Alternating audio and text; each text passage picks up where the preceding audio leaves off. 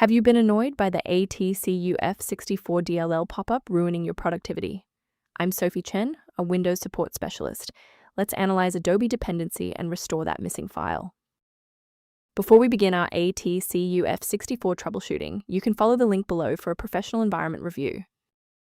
This is the atcuf64, part of the Adobe Trusted Framework.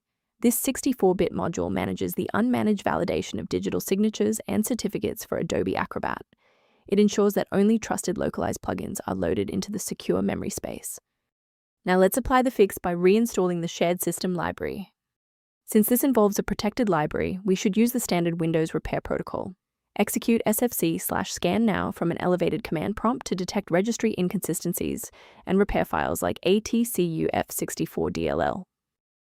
If the application still won't initialize, we need to shift our focus to how the Windows loader is interacting with the library. If your system has been running for an extended period, a reboot might be necessary to resync your background processes and clear any temporary locks on the atcuf64 file. To avoid losing your place during the restart, bookmark this page now, or hit the like button to save this video to your library for easy access later. I know it's frustrating if the restart didn't work, but don't worry. We have a more advanced solution ready. If you need to pause the video to take a breath, please do. If you're still seeing performance alerts post-reboot, it's time to rebuild the diagnostic registration entries. First, open Command Prompt as admin. Second, you're going to type locktr/r, then hit Enter. Why are we doing this? Well, the issue is typically found in the registry registration rather than the file itself.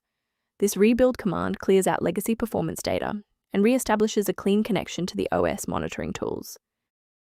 From a systems engineering perspective, there is one major security pitfall I need to help you avoid. Most individual downloads of atcuf64.dll are not digitally signed, meaning they haven't been verified for safety by the original software developer. Let's conclude by looking at how a system maintenance utility can help keep your performance optimized and your libraries synchronized. A recommended diagnostic path for atcuf64 management is outlined in the software resource linked below. By subscribing, you're ensuring that the next time you encounter atcuf64 critical error, you'll have a trusted expert ready to help.